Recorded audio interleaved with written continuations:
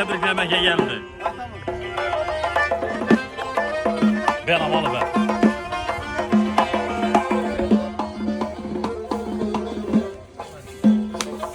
Tebriklimiz. Tebriklimiz usta. Dilde şadik kalbimiz bütün. Toy bayram dasturxon ko'kin. Dilde şadik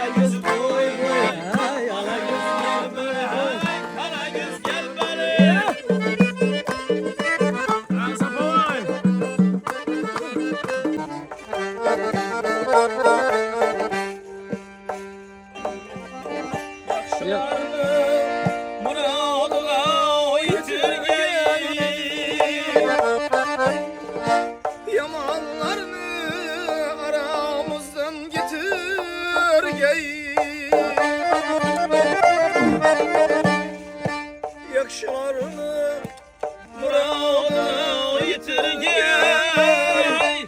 yamanlarını aramızdan getirgey. Hemmenizni yüz yaşlardan ötürgey, usta şadyanız mübarek olay. Ya bunu taşır yürekler